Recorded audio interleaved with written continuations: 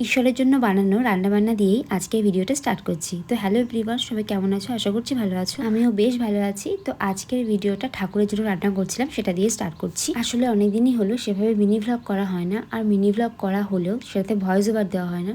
তো ভাবলাম যে আজকে একটা ভয়েস ওভার দিয়ে ভিডিও করা যাক। অ্যাজ ইউজুয়াল আমার ভিডিওগুলো প্রথম থেকে সুন্দরভাবে শুরু হয় না, বেশিরভাগ ভিডিওগুলোই দেখবে দিনের মধ্যেখান থেকে শুরু হয়ে গেছে। আসলে আমি অত ভেবেচিন্তে ভিডিও করি না। আমার যদি মনে হয় যে ভিডিও বানাতে ইচ্ছা করছে, মন করছে, তখনই আমি ভিডিও ক্লিপসগুলো নিয়ে রাখি। বৈশাখ মাস শেষ হওয়ার দুদিন আগের ভিডিও এটা, জানি একটু লেটে পোস্ট হবে। সবাই কি ভিডিও পোস্ট করবে, কি ছবি পোস্ট করবে, এসব নিয়ে ভাবে। আর আমার কাছে ফটোজ ভিডিওস থাকার পরও আমার পোস্ট করতে ল্যাগ লাগে। চাইলে আমি প্রতিদিনই অনেক ভিডিও ছবি পোস্ট করতে পারি, বাট আমার ভালো লাগে না। যাই হোক, ঠাকুরের জন্য ভোগ রান্না শেষ করে আমিও একটু খেয়ে নিয়েছিলাম। তারপর ঘরে আরো কিছু টুকিটাকি কাজ ছিল, তো সেগুলো করে একটু স্কিন কেয়ার করে নিয়েছিলাম। স্কিন কেয়ার করছি মানে ভেবো না অনেক কিছু করেছি। মুখে একটু দই মেখেছিলাম, আর কিচ্ছু নয়। দেন স্নান করে ঠাকুর ঘরে চলে এসেছিলাম ঈশ্বরকে ভোগ দেওয়ার জন্য। ভোগে কি বানিয়েছিলাম সেটা তোমাদেরকে প্রথমে আমি দেখাইনি, কারণ ভেবেছিলাম যে একেবারে ঈশ্বরকে ভোগ দেওয়ার পর তোমাদেরকে ভোগটা দর্শন করাবো। চাটনি আলুর দমটা আমি বানিয়েছি। সবজি ভেজে চালটা বসিয়ে দিয়েছিলাম, মা ভাতটা নামিয়ে প্রিপেয়ার করেছে। প্রসাদ নামানোর পর আমরাও লাঞ্চ করে নিই। তারপর সন্ধ্যা হয়ে গেলে সন্ধ্যা দিয়ে নিয়ে ঠাকুরের জন্য রাতের খাবারে বানাচ্ছিলাম পায়েস। তারপর ডিনার করে স্পিচগুলা দেখতে দেখতে ঘুম।